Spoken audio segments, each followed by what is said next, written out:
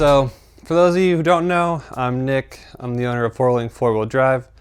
This is my 94 Grand Cherokee, and I'm going to tell you a little bit about it. I'm not sure if I ever actually did like an overview of my Jeep at all, but I've had this since I was like 15.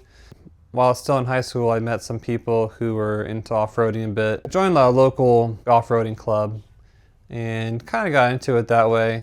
4Link 4-Wheel Drive started because I was learning to do fabrication on my own. I couldn't afford then to buy bumpers or, you know, a full like Clayton long arm kit, which I wanted. So working on this Grand Cherokee is how I got into fabrication. I started learning how to design things, what works, what doesn't. So the basics we have here, it's 94 Grand Cherokee. It has the factory 5.2 liter V8, the Magnum engine. It has been rebuilt not too long ago. It really only has a few rides on it. But I have found some suspicious oil. Actually, I have some here. So I changed the oil once for the initial break-in, and then this is the second oil change. And again, it only really has a couple of rides on it. So we have the engine that might be about to blow up again, so we'll see. Transmission was the 46 RH that I replaced once, and then it died again. And I decided I'll try a manual. So I got NV 4500 from Dodge, swapped it in here. It was actually pretty simple. So that's that. Transfer case, I'm still rocking the NP 231 from a Jeep. It has the SYE kit. My axles are Super Duty axles, like 2003, 2004. Sterling 10.5. Dana 60. So this was the leaf sprung Dana 60. Has the slightly smaller C's and knuckles and whatnot than the 05 Plus. I have a PSC Hydro Assist set up here. Bent tie rod. That didn't last long. Sitting on 40-inch Mickey Thompson Baja Bosses. I really love these tires. They're fantastic. I got them on Marketplace. Got a really good deal on them. They were basically brand new. I mean, they're still pretty good. So the bead locks, I think that was Total Metal Innovations, maybe. It's a DIY kit. Wasn't too bad, but I do really like them. So I said I made this front bumper years and years ago, and it's been great, but it just sticks out too far. It kind of kills my approach angle. I'm gonna remove this, probably sell it. I'm gonna keep the winch and then make something custom that tucks in a lot tighter. I think the front works pretty well, except there's not a lot of up travel, mostly because the steering box and the diff clearance here is really tight. Pitman arm was hitting here. So I have these custom inside the coil bump stops. These are Fox bumps, and I made the brackets that they sit in. They are adjustable in height. The shocks I have in the front are Bilsteins. Got these handy dandy brackets. All the truss brackets and stuff are just custom. Made that a while ago. When I made this, I was going for like a Clayton style setup. I had square tubing in the middle for the cross member, but that came out. I made this tubing, it's a round tubing one, and that's gonna be redone again. It's upper, it's a 3-link, so the upper attaches to the cross member in there. Running a stock XJ front drive shaft.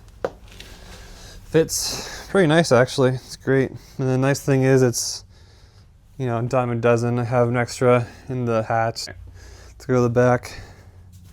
So I'm gonna be doing a lot of work back here soon. Finally cut the fender out, made some more room here. I am going to be relocating the gas tank, throwing it in here for now. I'll get a fuel cell eventually, but I'm just gonna relocate it for the time being. I have new shocks, I'll show you then. Some Bilsteins. These things are blown out and they've been acting like limits and bump stops for years and years, so they are beat. Oh, I'm gonna keep the coil springs, just gonna move the buckets back, make new buckets and move it back. So this is a single triangulated upper 4-link. The bottoms are a little bit triangulated, so that helps keep the axle centered too. But I made these guys, I think last year, and they're fantastic. You can see I've been using them a bit. My ancient bumper, made this thing a long time ago. Modified it a few times, trimmed it down. We're gonna ditch the gas tank here, push the axle back 3 to 4 inches.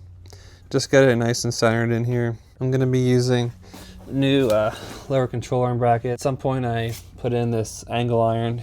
You can kind of see it as a stiffener, which I think helped a lot to tie in the front and rear suspension. This is my bolt-on axle swap truss. So this was the prototype I made. It's been fantastic too. Pretty cool thing I did. It was supposed to be a product offered.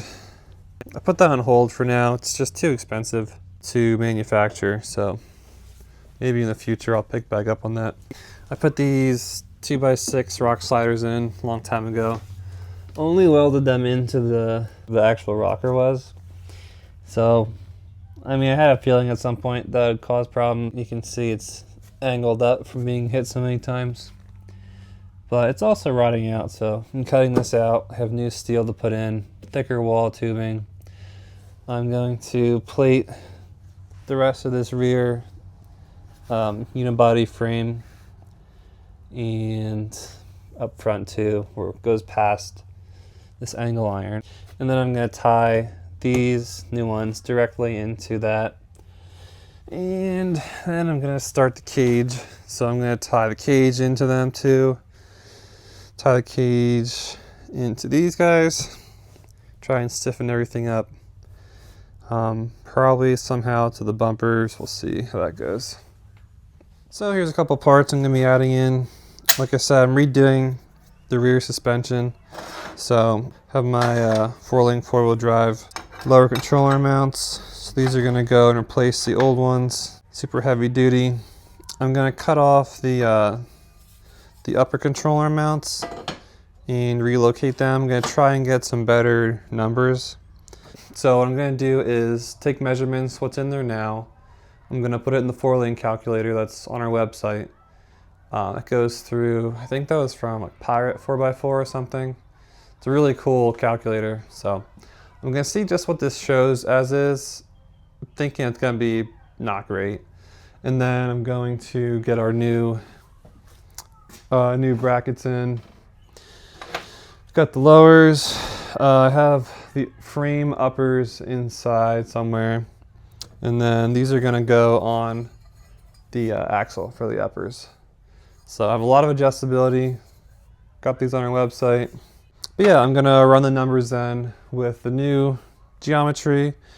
See what positions we should use on the brackets. Both sides are going to be adjustable height.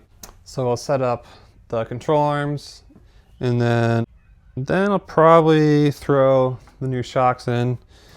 These are just universal Bilstein 14-inch travel. So I'm gonna set these up in there differently than the factory setup. So with the factory setup shocks, they're angled down like this, right? But then in this plane, they're straight up and down. So I'm going to do the opposite. I think it works better with articulation. It's kind of like, I believe the XJs are set up this way. So in this direction, it'll be straight up and down. And then I'm going to kind of triangulate it a little. So it's going to come up. It's going to come up at an angle and mount up under the unibody. I'm going to put a cross member up there. And it's going to come down right in line with the coil, kind of where it's at, but it's going to be turned. So I'm going to have to make a custom bracket for that, I believe. And then we offer brackets that can mount on tubing for shock mounts. So I'm going to use that up top. I'll show you that once I get to it. So going to push the axle back, relocate the shocks, redo the geometry for the upper control arms and the lowers a little bit. And then we have our adjustable bump stop mounts that I'm going to put on the frame here once I plate it. I have plating in the back, plating in the middle, so I'm going to connect that, plate this, and then I'm going to have the bump stop right behind the coil. So I'll make a bump stop pad of some sort. If it lands over here, I might be able to just use a truss as the pad. And then they're adjustable height, so be able to adjust up and down as I need to. But I should get a lot more up travel. As you can see, I have very little here. It's really terrible setup as it is. So I'm planning to have it's 14-inch travel, so hopefully, well, actually with the triangulated shocks, it'll be more than that a little bit. So say we're like 15 to 16-inch travel, probably like half and half up and down. So probably about, I'd say 6 to 8 inches up and the rest down travel. So that'd be really nice. So again, for that we'll use our bump stop cans, also available on our website. I have some adjustable brackets over here. I have to weld up some more. This is the older style. It's a little bulky. I have a new style that uses 3/8 inch hardware, and these are a little more slim, which is nice. Can pack it in there better. So get the bumps in, we'll have nice up travel, we'll have good bump stops. I had to get limit straps, and the rear should be set up pretty nice then.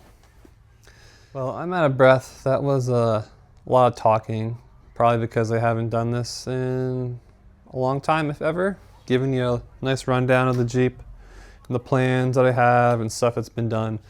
So that's that for now. I'm gonna start working on it, and then gonna record as I go, show you guys the progress, show you the parts I use.